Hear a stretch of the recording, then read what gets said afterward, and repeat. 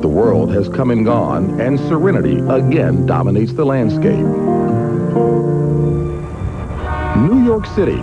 In search of some serenity of her own, Tonya Harding has arrived at the Fox Studios. Already in the building is Nancy Kerrigan. The improbable face-to-face confrontation is about to occur. A criminal act left a graceful skater with a battered knee and an elegant sport with a black eye. The ensuing 7 weeks were all Nancy, all Tonya, all the time. And the world couldn't get enough. Lost in the noise were some brilliant performances and compelling stories. Tonight, we bring together 7 talented women for an encore. 3 of them gold medalists, 4 world champions, all bound together by history and the 1994 Winter Games. They shared the stage in Lillehammer and now return for a curtain call. It's been 4 years of unanswered questions, continuing accusations, disturbing revelations. 4 years of unfinished business. Time to break the ice.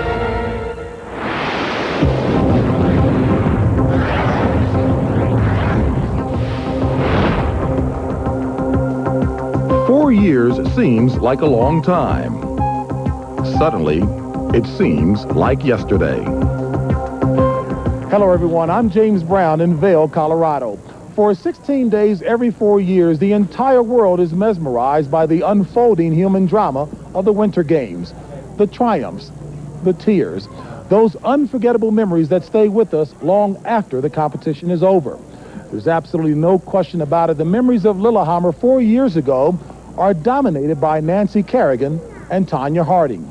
As we return to Lillehammer, some of figure skating's biggest names and brightest stars have gathered here to perform and to reflect back on 1994. And tonight, Tonya Harding and Nancy Kerrigan confront one another, face to face, for the first time since the attack on Kerrigan and all that followed. Let's get started by going inside Dobson Arena here in Vail and join 1984 Olympians Rosalind Sumners and Peter Carruthers.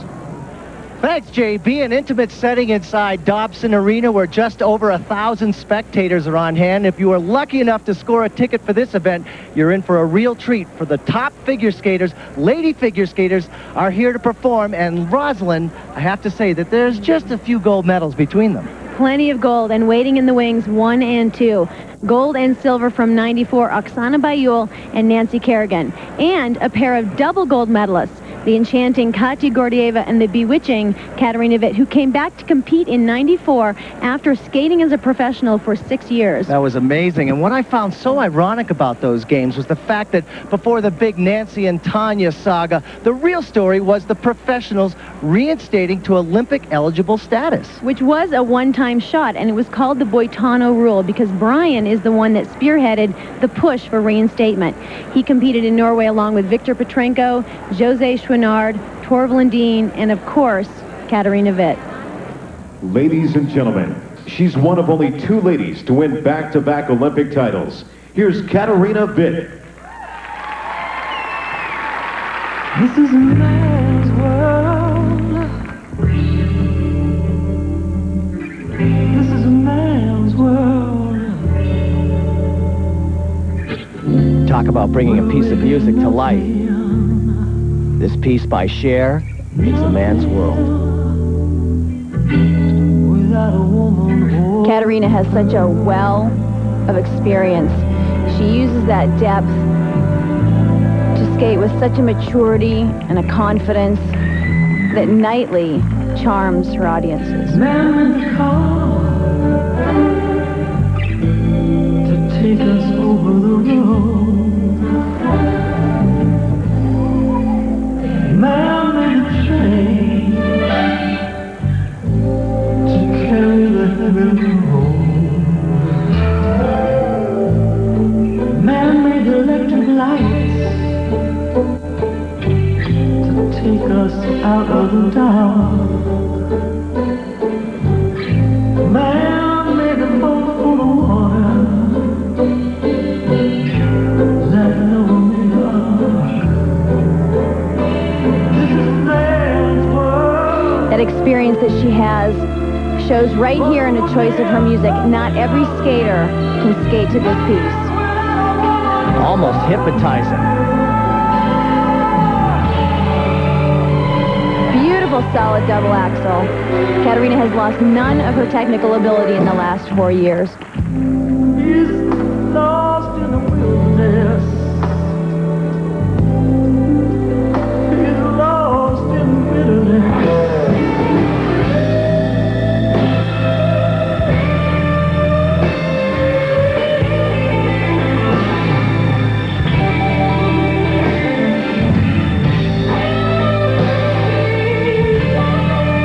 When you think about her career, winning the gold in '84 and then in '88, then coming back in '94, that is incredible to span that distance and keep the skill level up to that she has.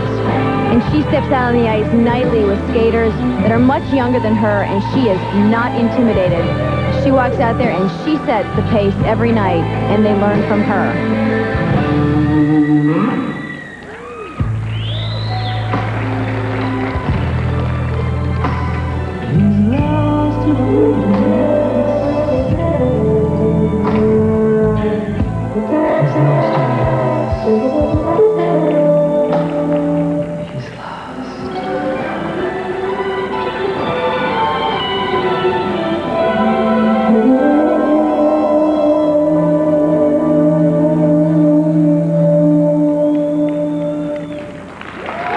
Well, it was a 7th place finish at the '94 games, but right now she looks like she's on top of the world.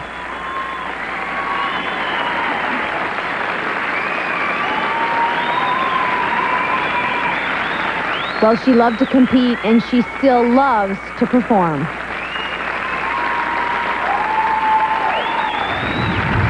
The ice. Two-time Olympic medalist and the 1993 U.S. national champion, Nancy Kerrigan.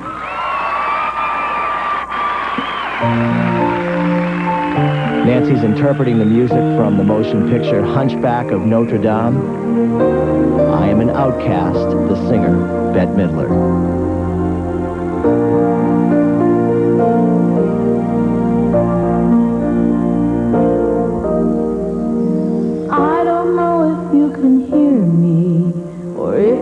When it comes to pressure, nobody has experienced what Nancy did. Leading up to Lillehammer, an unexpected amount of publicity and scrutiny. She handled it with grace and courage. She goes out every night and skates with that feeling of overcoming. I see your face and wonder, were you once an outcast too? Beautiful double axel. Skating with such strength and confidence. Hungry from birth, show them mercy, they don't find on earth. Lost and forgotten, they look to stay. God help the outcast, and nobody will.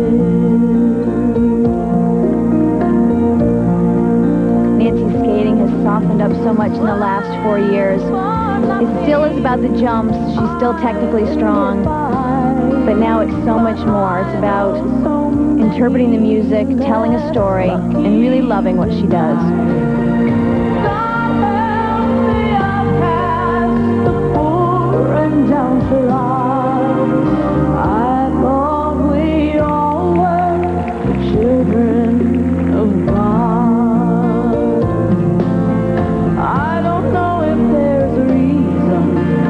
She was just one judge short of winning the gold medal. She was really technical perfection in the free program, but it just wasn't enough to take out Bayul. Bayul had a magic that night, but Nancy was solid and has everything to be proud of. A beautiful triple toe ollie there.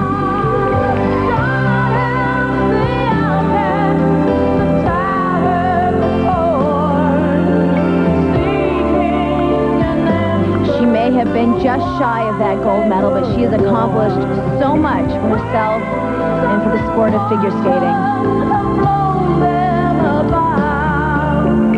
You made the outcast, don't cast them out.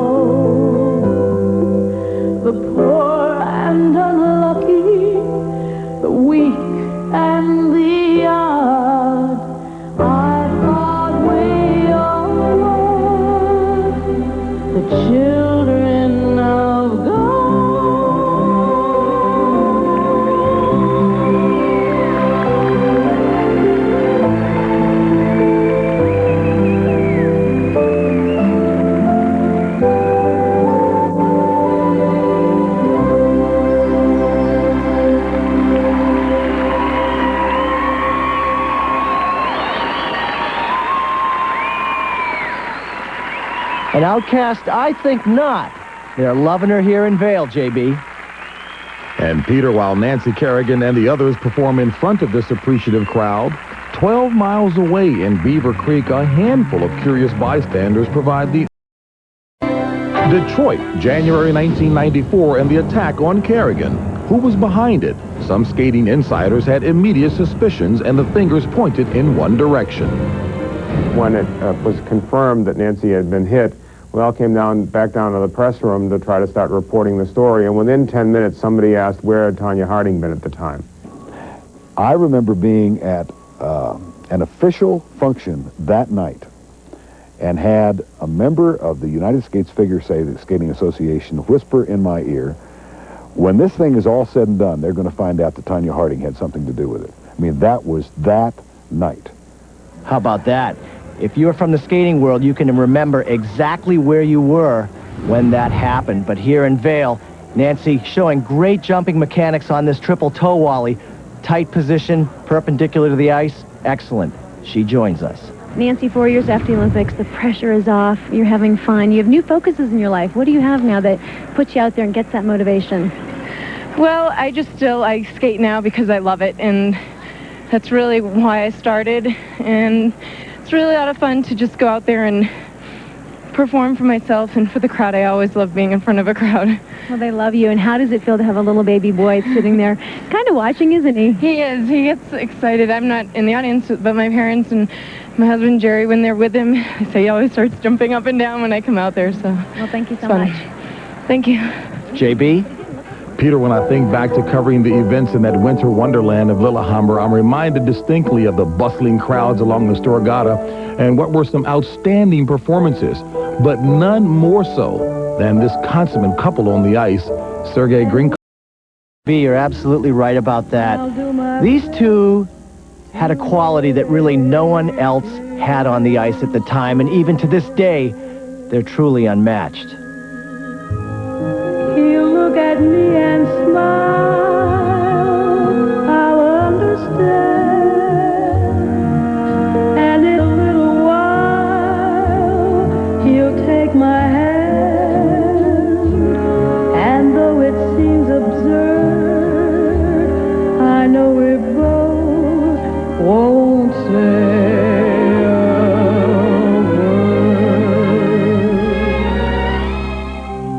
Together, they performed for over 15 years. As teenagers, they won their first world championship. In 1988, a gold medal from the Calgary Games. They turned professional, and the little girl became a woman. Sergei and Katya fell in love, married, and in 1993, their daughter Daria was born. We were husband and wife. We were so close, feel each other so well. I think it showed in our skating. They were just magical. You would see them, and first of all, Sergei always, I mean, he is this gorgeous man out there, and he always had a way of presenting her. So you would still always just look at her, you know. He would have like no ego, nothing. He would always make sure she's fine, she's represented well, and I think that was his enjoyment. They had a seamless quality. They were more lyrical and had the power to go with the lyricism to a degree higher than any skaters that I've ever seen. But at age 28, a heart attack took Sergei Grinkov from Daria and Katya. After Sergei died, it was like, of course, like scariest, darkest moment. That was my first decision to just start skating. I just thought that this will help me to be a normal person. Daughter Daria is now 5 years old, while Mom is only in her second season as a single skater, more comfortable and confident in this new life. Smile, for your heart is aching. Smile, even though it's breaking. That was my wonderful life with Sergei, and which always will stay with me in my heart. And but the sun comes out every morning. You have to go on. The life is a great thing. You have to appreciate it now because you never know what's going to happen tomorrow. Next on the ice, Ekaterina Gordieva.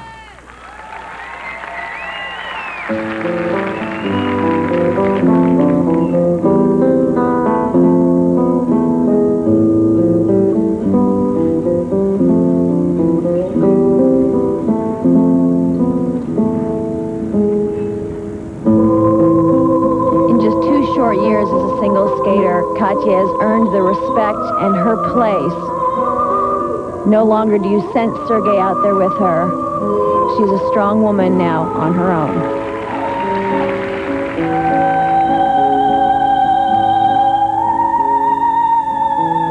That had to be hard to get used to because I know when I was skating on the ice without my sister, it was so lonely, and you really get used to having someone else on the ice with you to help you through.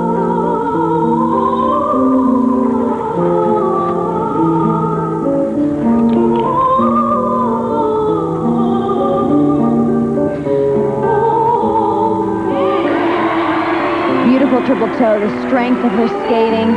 For years with Sergei, they did the side-by-side triples. It's right there for her now.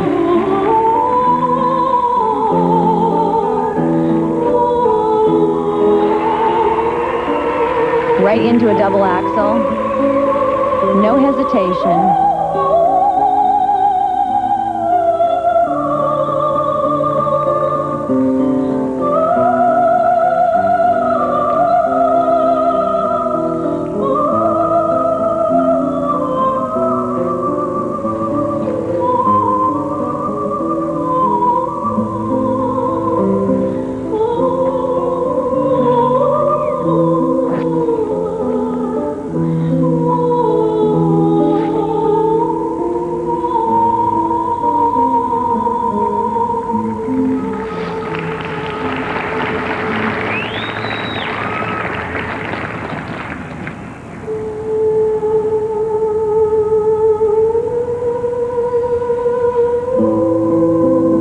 Absolutely so smooth you could hear a pin drop because she's perfectly balanced on her blades, so expert with everything that she does.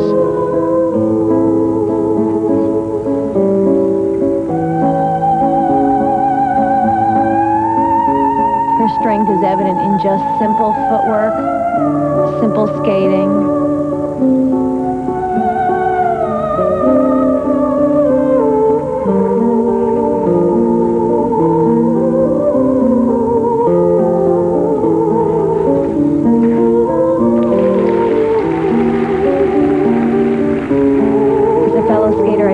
Strength that can't almost be learned. It's just deep inside.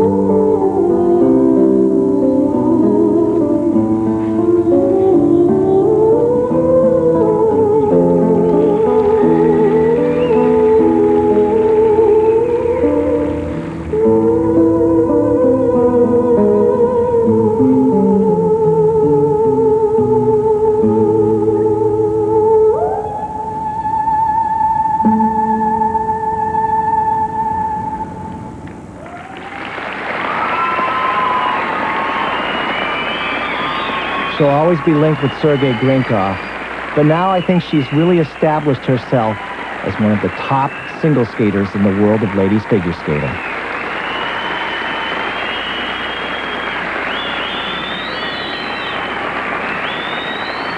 An example of that strength, something that looks so simple as this back spiral, skidding into a forward edge. Notice how the leg does not even drop an inch.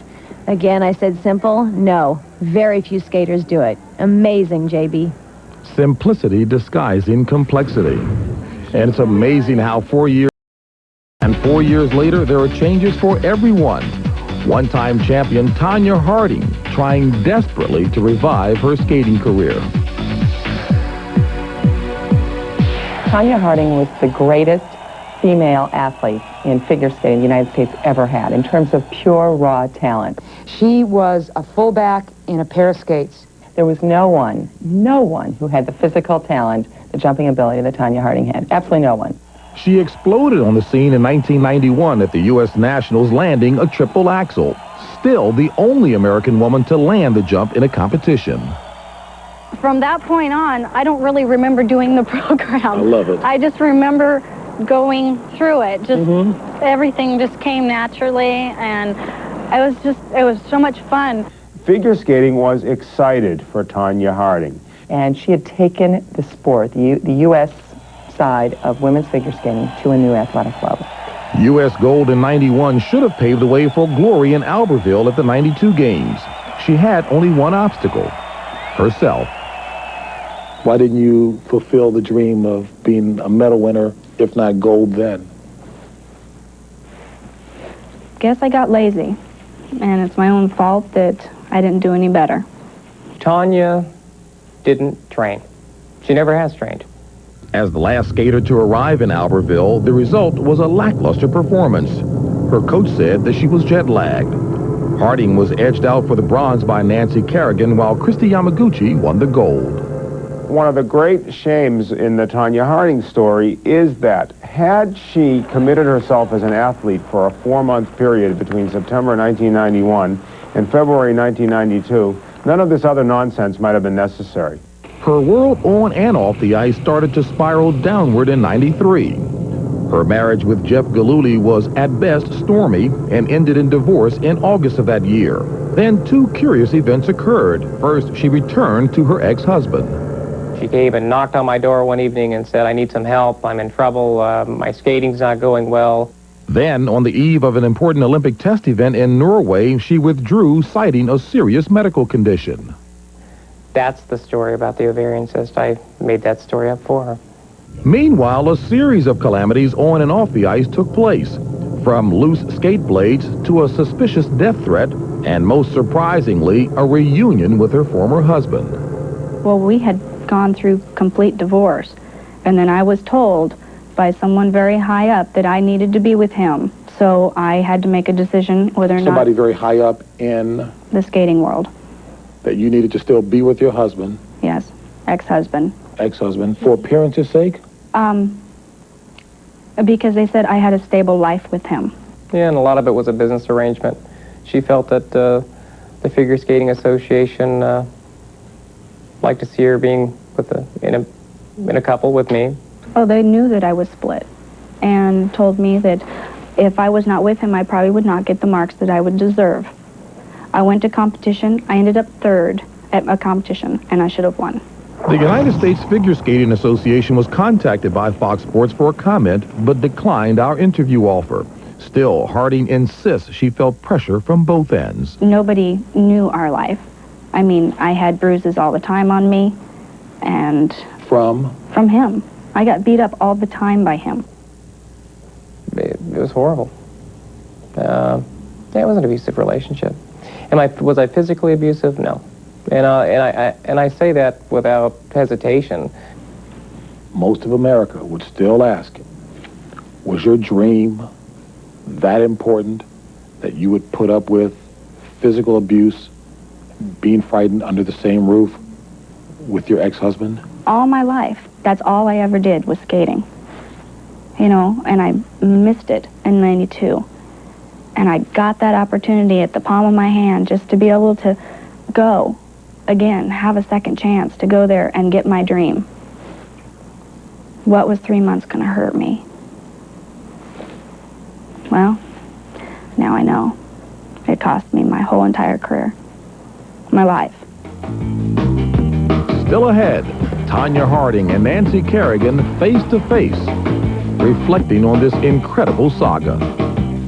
And I wasn't going to be remembered as Jeff Gillooly, the fellow that tried to fix the Olympics. Okay, Bonzo. From Vail, Colorado, Fox Sports welcomes you to Breaking the Ice, a look back at the 90...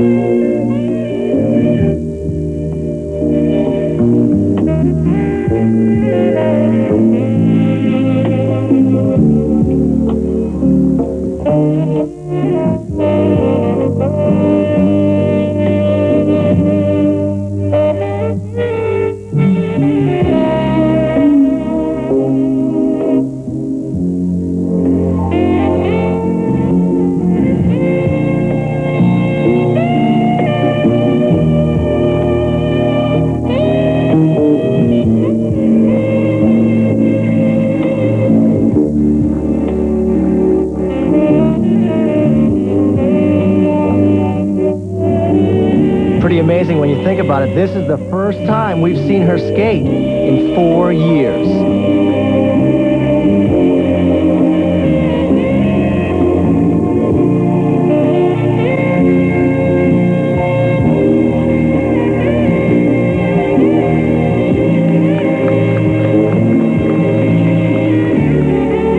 That triple toe had all the speed and all the power of the Tonya Harding we knew as an amateur. When I'm watching her skate right now, the emotions, I have very mixed emotions. I'm not feeling sympathy.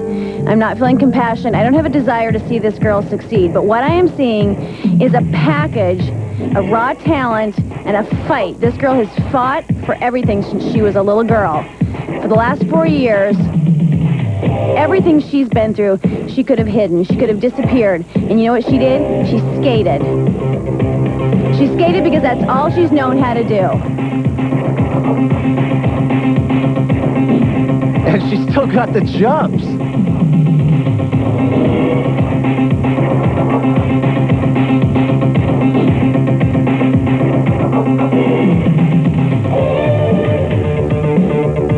Huge double axel.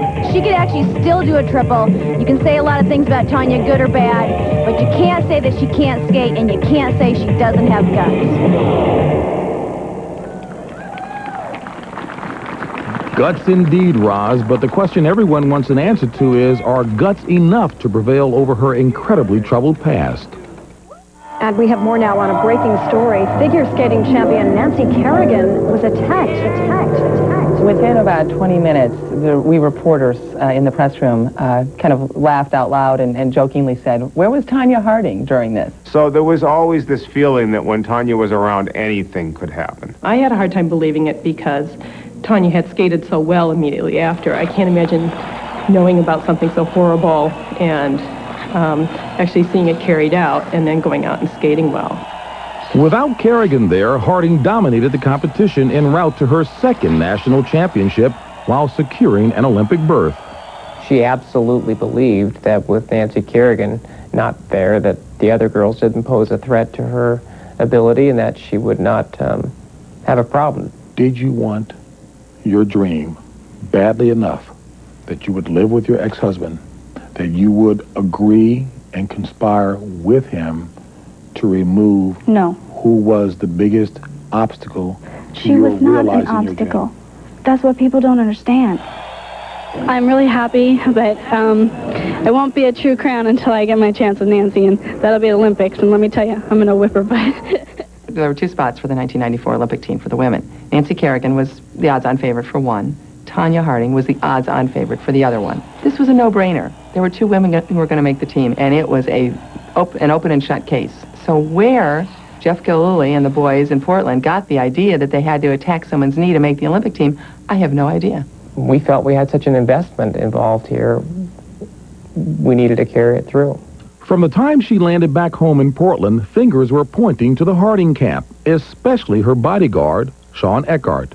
Well, the whole thing started to unravel because Eckhart just couldn't keep his mouth shut. And he knew so much that wasn't out there, I just don't think he could restrain himself from telling people. Ultimately, he told enough people that, the FBI got onto him. And, of course, once he was confronted by the FBI, he just collapsed and started to cooperate. Jeff, is Tonya innocent? Anything to say to your fans? Please believe in me. Was there a lack of physical evidence, hard evidence that could tie her to being involved in the planning on the front end of this conspiracy? No, there was physical evidence. The envelope that was taken from the dumpster in the Dockside Tavern, much of the handwriting on which was tied... Dockside Tavern where? The Dockside Tavern here in Portland. Much of the handwriting on that envelope was identified as her, and it linked her to the phone call to the arena outside Boston and to the checking that was done there on the practice times. Who called the arena? Tonya did. Why did you call the arena? To find out if Nancy Kerrigan skated at these times. That was for Sean's information to pass on to whoever was going to make these threats against Nancy Kerrigan. Tonya admits to pursuing Nancy, but for other reasons. We had pictures taken from when we were on the podiums at 1991 Nationals that we did want to have signed for that. but that was it, plain and simple. You didn't make the phone call to No. Massachusetts to find out about No. Nancy's practice times? When I saw Nancy at Nationals, I asked her if I could send her the photo and if she would sign it and send it back to me. FBI testimony tells a different story. Journalist Vera Morano testified to the FBI that calls from Harding to her were inquiries about Kerrigan's practice arena and home addresses. So you maintain that you didn't know until 3 days after the attack? No, 3 days after I got home After you got from home. Nationals. She gave the go sign. She wasn't in any way in charge of orchestrating any of the events that happened after that, but she was involved fully from the get-go. Sean orchestrated everything. I could never hurt anybody, ever. I mean, I got the kicked out of me all the time. If that's the way you felt about your ex-husband, if that's the way he treated you, being abusive physically, then why lie to the FBI to protect him and the conspirators, that which you acknowledged to the FBI? Why protect him? Why lie? Because I asked for protection and they wouldn't give it to me. The FBI wouldn't give you protection? No, they wouldn't. What did you ask for? I asked them to put me someplace where nobody could get to me. If you were to cooperate? Yes, You asked that officially of them? yes, And they said? no. I think that's her imagination. I mean, in fact, my memory is that it's undisputed that she met alone with Gillooly after that interview, and voluntarily so. So I guess I would wonder why, if she was so concerned about him, she would have done that. I mean, that's not a credible statement. I guess what I'm saying is people are having a difficult time wondering, can Jeff really be lying? Could he have been lying to the FBI to have had so much detail about the planning of the attack? It's very easy. I mean, he took a lie detector test when he first got his attorney and totally failed it. I took 2 polygraph tests. I took one with my attorney to try and substantiate our claim that we weren't involved and failed it miserably. Polygraph test with the FBI, I passed, admitting my involvement and Tanya's involvement. I took one and I passed. I mean, if she passed a polygraph exam, then where's the report that she passed the exam? The report has never been released by her or any of her representatives, I suspect, because it would show otherwise. It's almost like the Three Stooges. I mean, just that's really what I was involved with. I mean, and I was one of them. I mean, if there was 5 of us, it'd be the Five Stooges. I mean, absolutely ridiculous. What is your plea to the charge of racketeering? Guilty. Gillooly served 8 months of a 2-year sentence. But since then, he's changed his name, remarried, and desperately seeking to clear his conscience.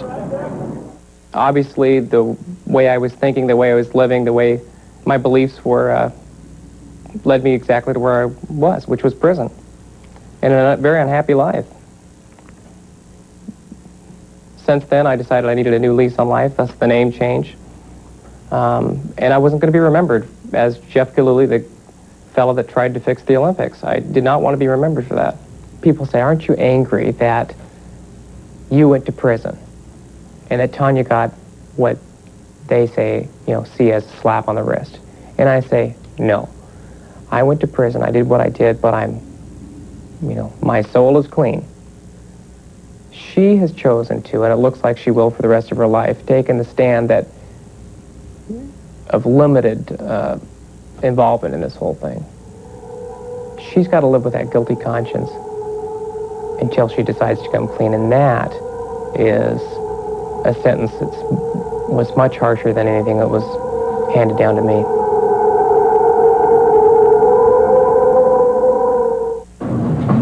When we return to Vail, the stage belongs to 94 gold medalist Oksana Bayul. So good. Double axel. And on the ice in Vail, José Chouinard, a Quebec native and twice Canadian national champion. In Lillehammer 4 years ago, José finished a disappointing 9th, the forgotten victim of Tanya Harding's misfortune or theatrics. Take your pick.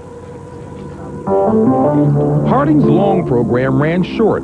Sabotage, she tearfully pleaded, by a broken lace, and that in turn sabotaged Chouinard. Jose was forced to skate early while Tanya, given a second chance, regrouped. And then all of a sudden, the whole thing changed. All of a sudden, you know, the timing wasn't right, and, you know, I felt the crowd was anxious and, like, wanted something to happen, and that moment was happening so fast that I couldn't get a grip on it. Her Olympics were ruined, but Jose gained new fans.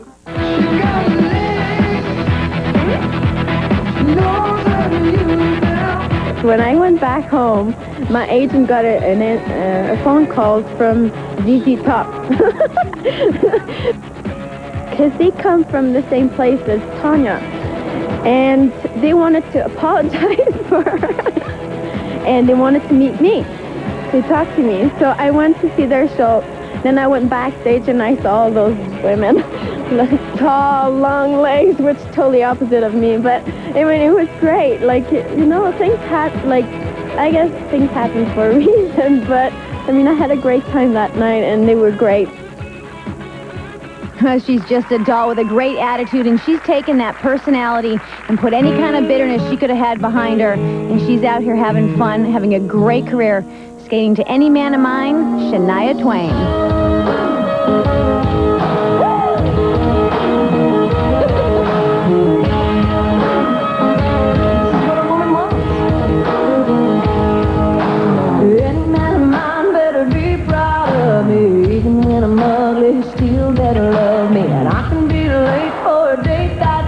But you better be on time.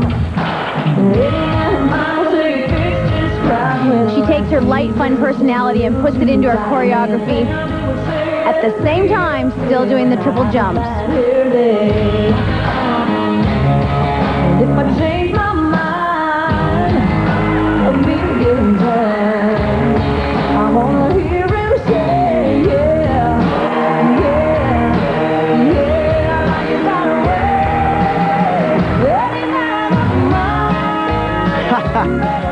What you gotta love about Jose is she truly skates from the heart. Some people just go through the motions. But what she does, she enjoys, and she makes us happy. She brings the audience right in with her.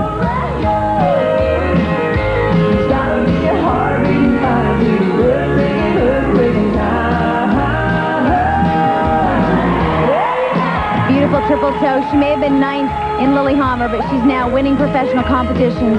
She's touring, and she's one of the most loved skaters out there today.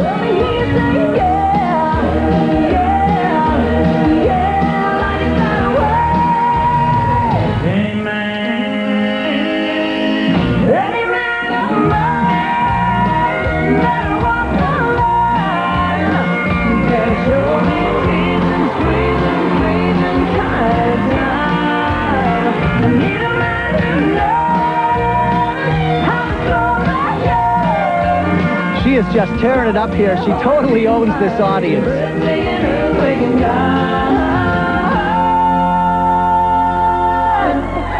Beautiful triple sow.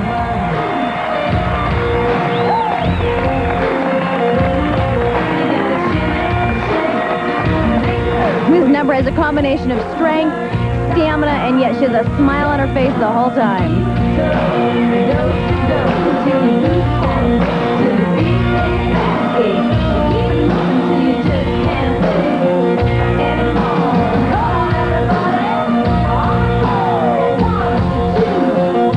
Having a fun time with a professional career, she gets a gold medal for that fun. And I think she ought to go on the ZZ Top Tour. Those girls have nothing on Jose Chouinard.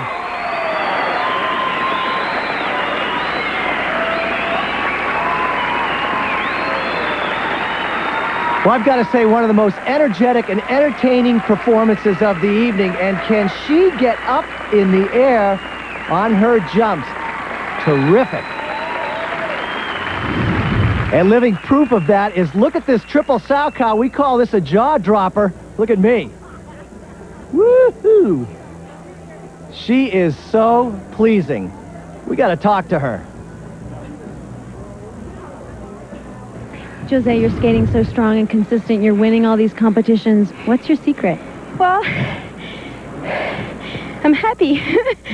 I'm just enjoying so much life much more than before. And I think I put skating, whoa, that was hard.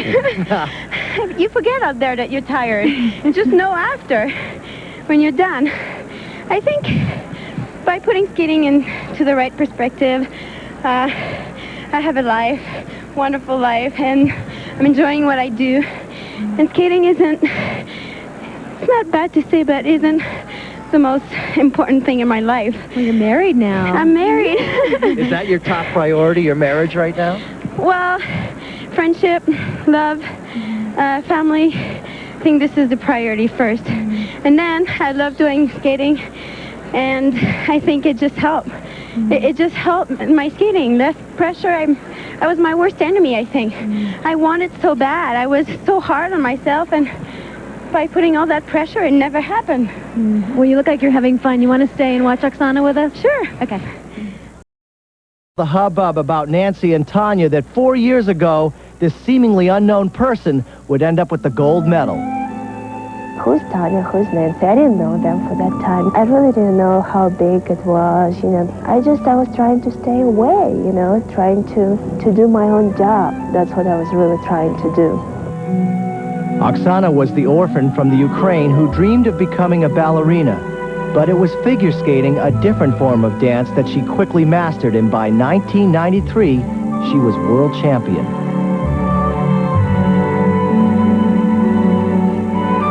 I remember this little waif coming on the ice in Prague at her first world championship to skate the free skate, and she was in command of the building from the time she took her first step. She wasn't going to skate until she was ready.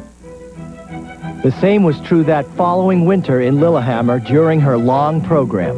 I just really wanted to perform and just skate as best as I can for myself, you know, for my mother, for my friends. It was just like a whole dream comes true.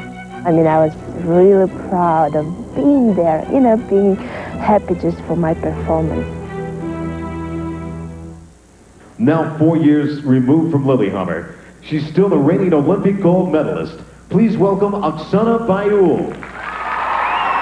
And this number, All That Jazz from the Broadway show Chicago, shows off Oksana's dancing talent.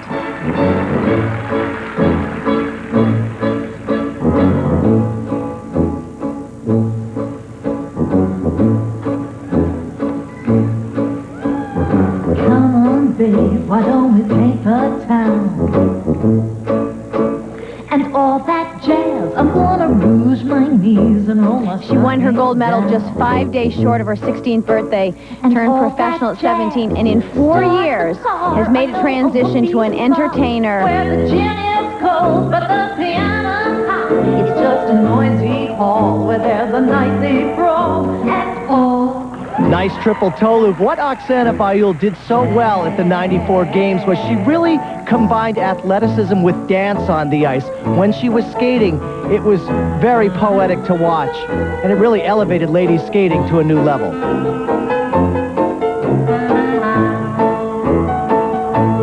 Oh, she definitely knows how to work an audience. In your hair and wear your buckle shoe. Father Dick is gonna blow the blues. And all that jazz, hold on, hon, we're gonna money hunt. I've got some aspirin, got a United drug, in case you shake up heart and want a brand new start to do that jazz. Skidoo, and all that jazz. Watch out. Nice double axel. With Oksana's medal came a lot of unexpected attention and fame. She's struggled, she's had some turbulent times, but she's learned how to cope, and she's growing up right in front of our eyes. Where there's a nightly brawl and all that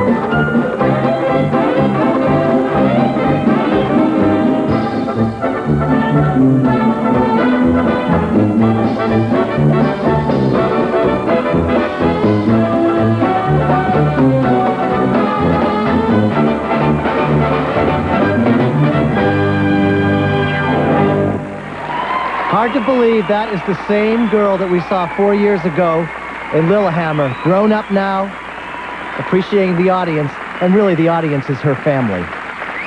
She's having fun, and it really shows. When we return to the slopes of Vail, Colorado, the Harding-Kerrigan story. Hello. I've skated here in Vail many times myself and had the opportunity to choreograph for many top skaters. However, I've never been on the ice with 2 Olympic gold medalists at the same time. So I would like to introduce first Oksana Bayul and Katarina Witt. So does anyone have a question for Oksana or Katarina? There must be so many. Do you have a question for Katarina? Great. So the question is, what challenges do you have in skating? Not to slip. Like, you slip on the ice, it's very, like how do you say? Slippery. Slippery, yes. Well, no, the challenge actually, like tonight, for instance, being here, having everyone here who was in Lillehammer, and I think we're a very strong group. We have become very good friends in the meantime. Going out here, everybody remembering Lillehammer, and it was a few years ago, and we're all a little older now, and still going out there and trying to give your best, trying to do triples and doing jumps. This is a challenge every night, and to go out there and enjoy what we're doing. But I tell you, it is hard work. You have to do a lot, and especially up here, it's very thin air. Yeah, it is. Okay, and your question? Can I have your autograph? There's one thing they didn't bring out here.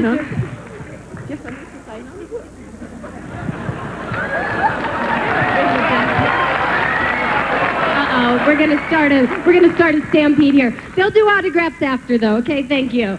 All right. Okay, let's just do a couple more here, and so here we go. What's your question? Oksana, you've always been my hero, and I want to know what it feels like to be a hero.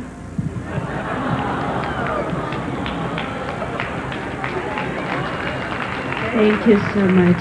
It's unbelievable.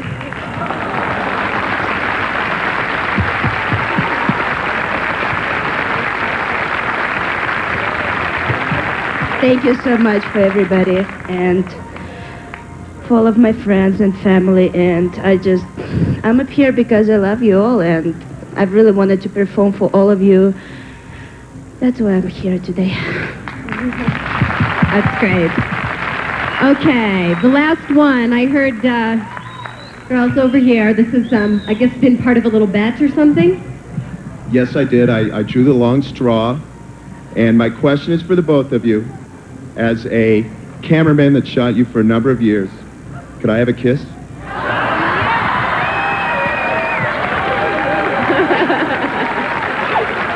All the other cameramen are jealous at this point, but he won. Put lipstick on the other side. Right on the lipstick on the other side.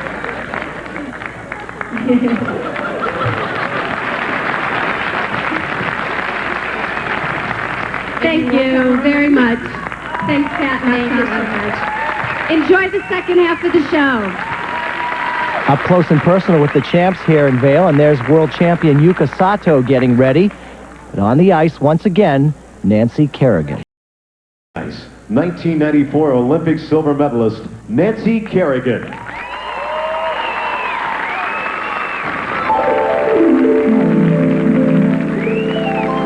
There were times when I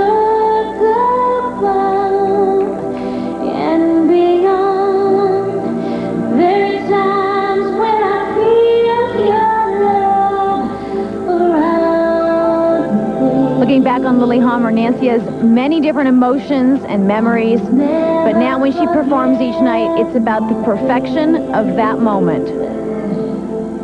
Lillehammer, the night of her skating career.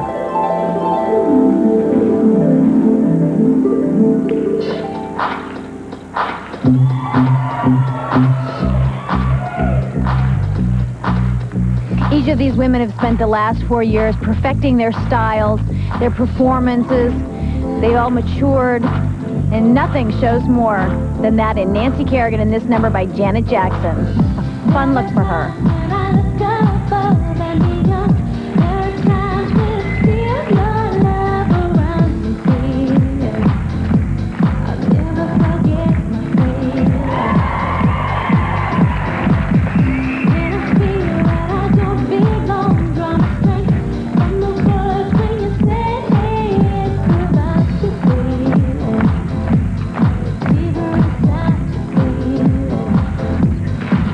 Nice triple Salchow. I really think that Nancy wants to move on and really not be known as the victim of the Lillehammer Games. But honestly speaking, I can't imagine what it would have been like, Roz, if someone had tried to take my sister and I out before the Olympics. A lot of stress.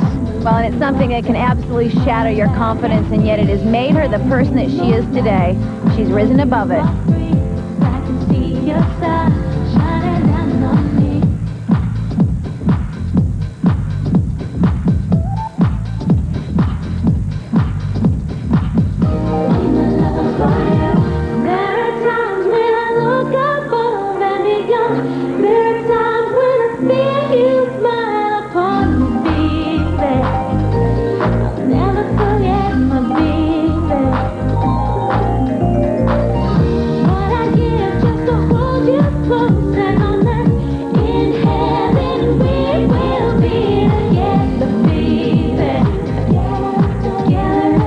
Nancy earned the respect of the world with her skating in Lillehammer, but since then she has earned the respect of her skating peers, and it's showing here tonight.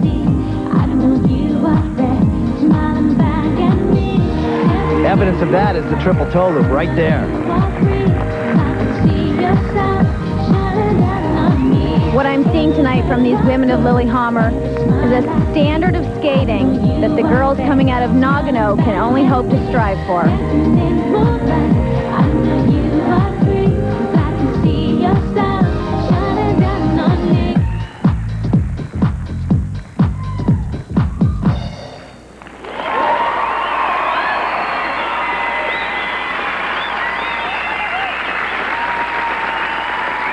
Nancy Kerrigan, silver medalist from the Lillehammer Games. 4 years have passed in her life, but the events feel like only yesterday.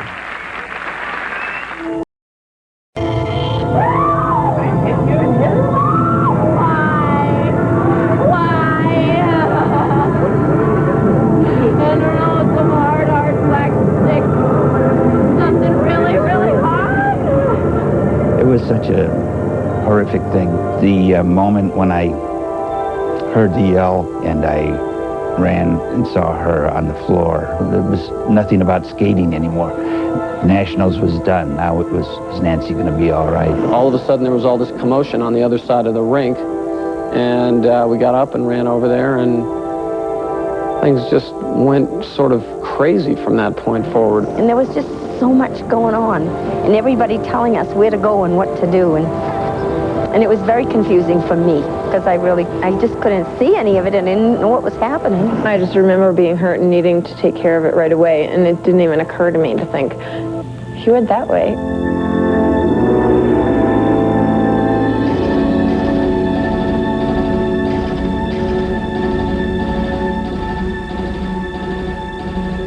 Nancy Kerrigan was quite a shining star in the sports world. At the age of 24, she had a bronze medal from the '92 Winter Games and was the reigning U.S. national champion. But before this attack on Nancy, figure skating alone was usually not enough to make a skater a household name. This act of violence ignited an interest the sport had never seen. I would, if I could, go back and switch it and none of it would have happened. I mean, even if the sport, maybe people think, oh, but the sport's really benefited. But at someone's expense and the pain and I went through, my family, and even the world, people watching, all being so emotionally involved, it was something I think that should never have happened in the first place. And while one saga was being played out for the world to see on one coast, on the other was silence. A silence broken only briefly one snowy afternoon in the Kerrigan family's driveway in Stoneham, Massachusetts. The world of Nancy Kerrigan, the athlete, was about having only 6 weeks to rehabilitate, repair, and prepare for the ultimate test of her lifelong commitment. Somehow she kept her focus. Even with the army of reporters awaiting her every move, she was not going to let another chance at gold be taken away. I didn't really feel anger because I was too busy getting back in shape. I don't know how it came about that I could handle that. I don't know. It just must have been the support system and my family and friends and coaches and the world. Just their good wishes and letters and all this. It was amazing how many people wrote to me, and it was really overwhelming. And I've never seen anyone who had to go through that intense a period in order to get fully recovered and go compete at the absolute highest level in such a short period of time. This was a once-in-a-lifetime opportunity. If you're not ready on February 23rd, then you're not ready, and it's going to be gone forever. Nancy's strength and determination would never allow that. She arrived in Norway in top physical condition, and mentally she was ready. But the '94 Winter Games was not the experience she had always dreamed it would be, as the hordes of media and controversy followed her there. It was just amazing to be, I don't know, be a part of an Olympic team, let alone be the one that the whole world is focused on for so long, really. It's strange. Nancy's comeback is an incredible story of an athlete's sheer will and proof of a champion's heart. Her reward, the silver medal. I won in my own right because I did my best. I mean, I can't do better than that.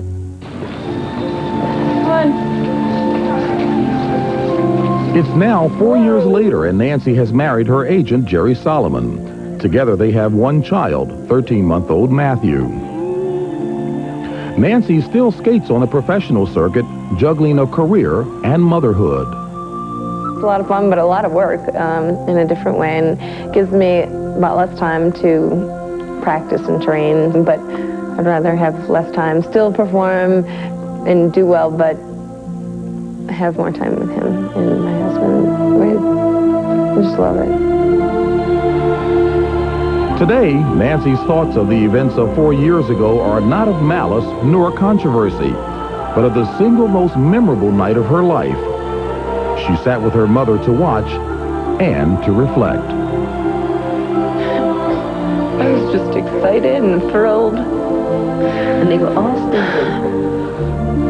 But I think it just, I did it. I couldn't believe it.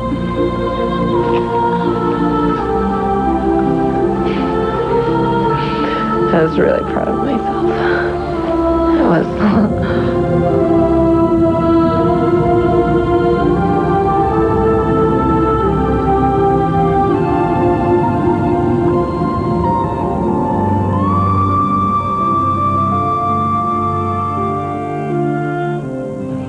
A bronze in '92, the silver in '94, but never the gold.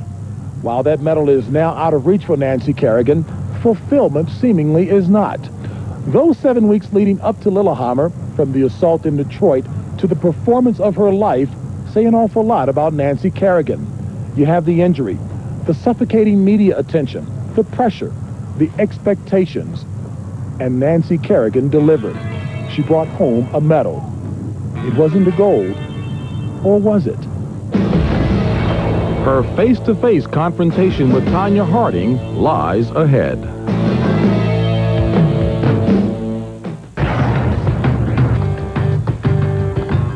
If I had written this as a book proposal or a movie script or whatever, it would have been turned down by every publisher or every Hollywood agent.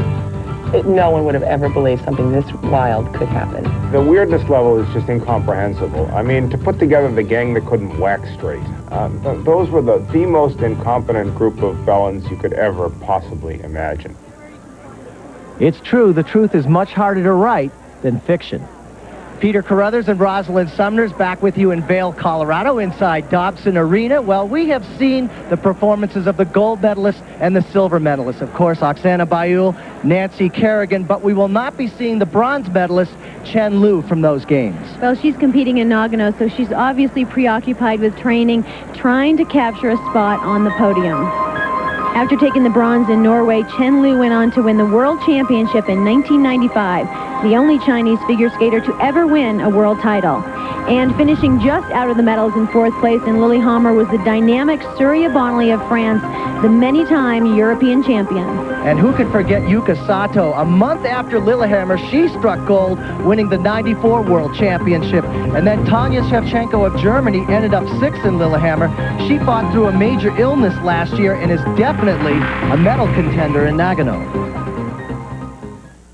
Next on the ice, the 1994 world champion, Yuka Sato.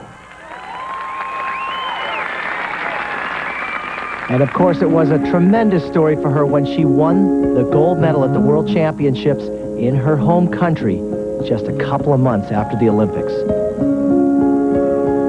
Skating to the song Angel by Jewel, Yuka is known as a very lyrical skater, always down on her knees, skates through the music, very enchanting.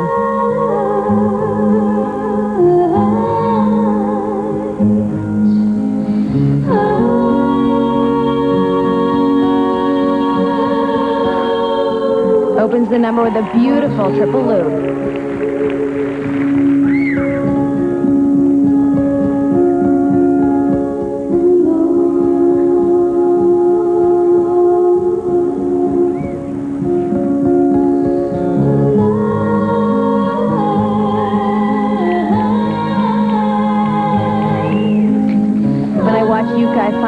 Watching her feet, all the intricate choreography, nothing's ever rough, always very smooth and delicate. Reminiscent of the style that Janet Lynn had in the early 70s. The bottom line is she makes something so hard look so easy.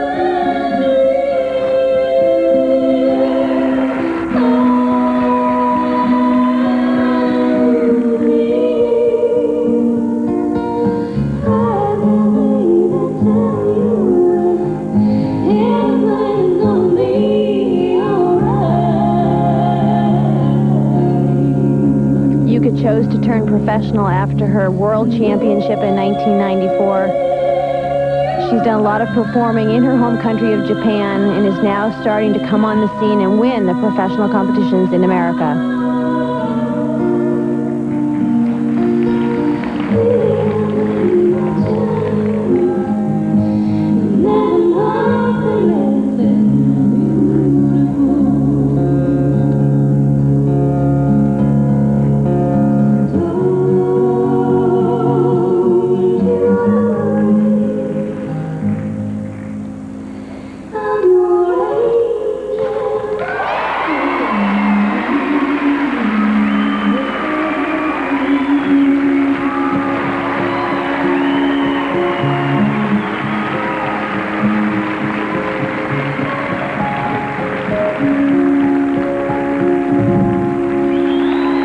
Pretty remarkable. A fifth place finish in Lillehammer, then gold at the World Championships. She could go back and compete with the Olympic eligibles today and give them a run for the money. In review, it was Baiul, Kerrigan, and... You two known each other prior to the Olympics, and what was the nature of the relationship? Probably since, I can't remember exactly, but at least since 96, no, excuse me, 97. 87, I went to my first international, and we were roommates. Yeah, and we've been on many world teams, and we actually made history with the 91 Worlds, where Christy, myself, and Tanya were all, it was the first time American women had swept World Championships, so it was very exciting. I mean, just, So you guys are riding the crest of a nice high then. yeah, it was great. In your mind, was it the last thing that you would have suspected that it was one of your colleagues who was involved with the effort to keep you out of the Olympics? Was that the last thought in your mind? Well, it had been brought up by other people thinking that. I don't know why anyone would have thought it. Such a bizarre incident. So as a result of other people bringing it up, did you then suspect that it might have been her camp? No, I didn't suspect that because I think I just thought that's crazy. Why would you even say that? That's not nice. You know, that's, but, you know, it's just, I guess, a lot of pressure put on people. They deal with it differently. You know, when a lot of the sordid, bad, gory details did start to come to light, and whether it was or was not proven that she was either active or a passive participant in this, but did acknowledge guilt in terms of obstruction of justice, were you surprised that she got no jail time at all? Absolutely. Because I read transcripts from the FBI, the investigation, and they're public knowledge, so I was allowed to read it. And in fact, in a way, they were humorous. And I sat there reading to my mom. And humorous? Because it was just, I mean, sort of dumb. I mean, there's really no nice way to say that, actually. But to sit in front of a building and move your car every 15 minutes over, 2 spots so you don't look suspicious or something like that, or go to a city and don't bring any money or credit cards and you're going to attack someone, and just really not well thought out kind of plans, and it sounded very dumb. In all the time that has passed since, how do you regard her now? I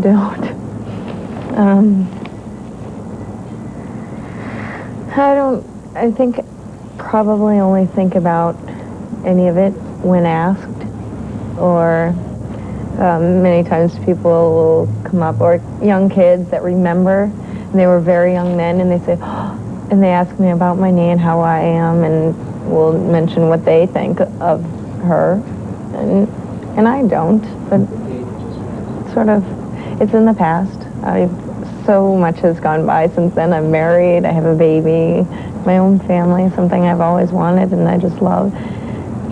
It's so long ago. I don't know, I just... Has there ever been a thought, prior to today, of sitting down with her to try and resolve it, to reconcile, to air out the differences? No, not by me. By many people there have been. But I have a lot going in my life that I care about. I never had anything against her personally, so I just don't understand the whole thing, how it all happened. But then afterwards, it just gets a little tense. Understand. Is there any room in your heart for forgiveness?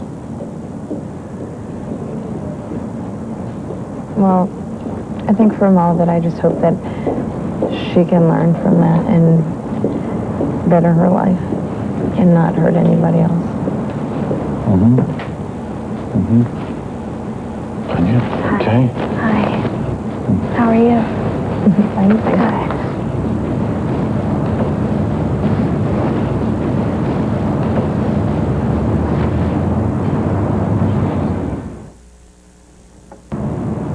Because you had nothing to do with it. I had nothing to do with it. Thank you very much, Tanya. Thank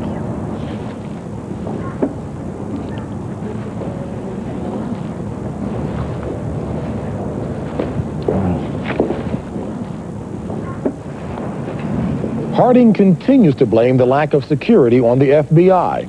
Federal and local authorities, as shown earlier on Fox, dispute this allegation.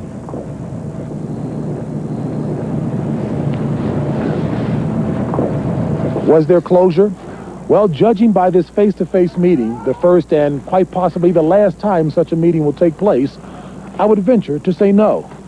And as much as Tanya would love to be forgiven by Nancy, as much as Nancy would love to be completely disassociated from Tanya, they seem destined to forever be linked to the events of 1994.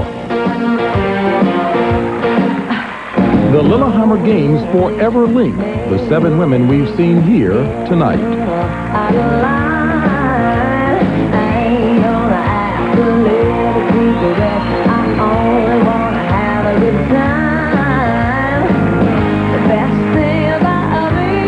Time preserves memories and also heals scars. The beauty, the fun, and the elegance of figure skating remain.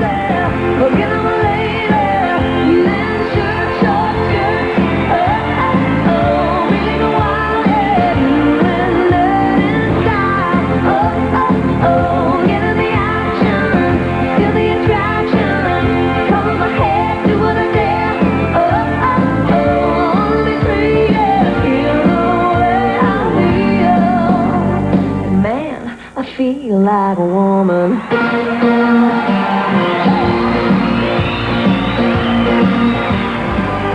We close tonight high atop the Rockies, where silver medalist Nancy Kerrigan replicates her original long program.